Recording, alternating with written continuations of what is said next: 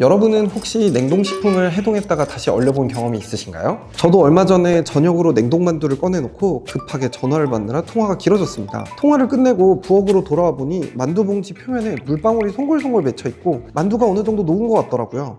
이 정도면 다시 얼려도 되지 않을까? 찝찝한 마음을 안고 냉동실에 다시 넣긴 했지만 포장지 뒷면에 적힌 해동 후 재냉동하지 마시오라는 경고 문구 때문에 내내 신경이 쓰였는데요. 과연 이 경고 문구는 단순한 형식적인 문구일까요? 아니면 우리가 모르는 진짜 위험이 숨어 있는 걸까요?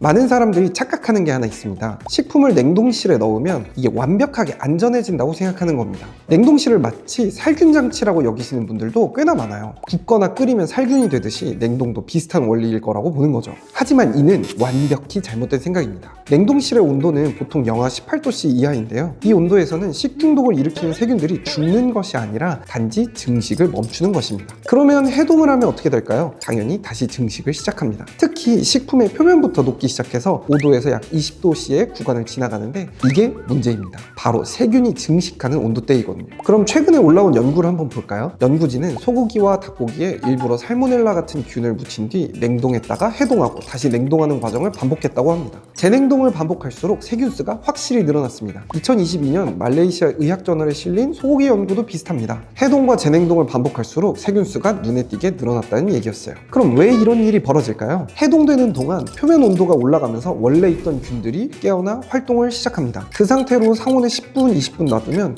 균은 빠르게 증식합니다. 다시 냉동실에 넣어도 이미 늘어난 균은 그대로입니다. 다음에 또 꺼내서 녹이면 세균은 이전보다 훨씬 많은 수에서 다시 증식을 시작합니다. 이렇게 불어난 세균은 식중독을 유발할 수 있겠죠. 실제로 일어난 식중독들의 패턴을 볼까요? 대형마트 세일 때 대량으로 산 고기를 상온에 뒀다가 일부만 쓰고 나머지를 다시 재냉동한 경우에 식중독이 빈발한 것을 알 수 있습니다. 재냉동의 또 다른 문제는 맛과 식감입니다. 냉동만두를 해동했다가 다시 얼린 뒤 조리해 보신 적이 있나요? 확실히 퍽퍽하고 맛이 없습니다. 이는 기분 탓이 아니라 실제로 고기 조직이 망가지기 때문입니다. 해동할 때 나오는 붉은 물 보신 적 있으실 텐데요. 이 핏물처럼 보이는 그 액체를 드립이라고 합니다. 여기에는 물만 있는 게 아닙니다. 단백질이나 미네랄, 맛을 내는 아미노산 같은 영양소들이 여기에 섞여서 함께 빠져나가거든요. 강원대와 방글라데시 연구진이 공동으로 진행한 실험에서는 소고기를 3번까지 반복해서 얼렸다가 녹여봤는데요. 이 과정을 반복하면 반복할수록 수분 손실이 커지고 조리 후에 색깔이나 향, 부드러움 모두 점수가 떨어졌다고 합니다. 이걸 현미경으로 보면 냉동할 때 생긴 얼음 결정이 세포와 주변 조직을 손상시키면서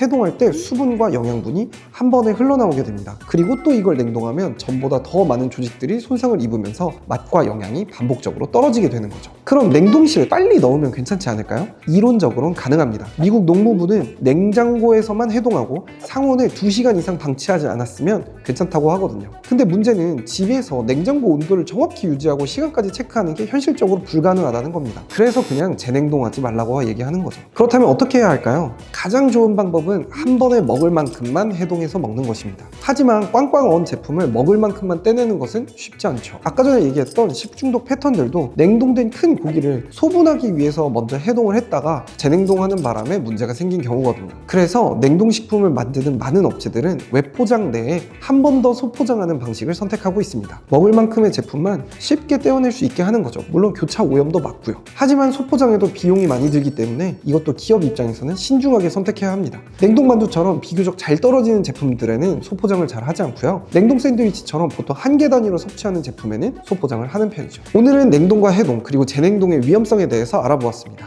여러분이 생각하시는 것보다 냉동은 식품 가공에 있어서 굉장히 중요해서요. 냉동 가공 기술 역시 굉장히 많이 발달해 있습니다. 이건 나중에 기회가 되면 다뤄보도록 할게요. 여러분들은 냉동식품을 다시 재냉동했던 경험이 있으신가요? 혹시 자기만의 방법이 있다면 댓글로 남겨주시고요. 그러면 저희는 다음에 뵙겠습니다. 저희 이야기가 도움이 되셨다면 좋아요, 구독, 알림 설정을 눌러주시면 감사하겠습니다.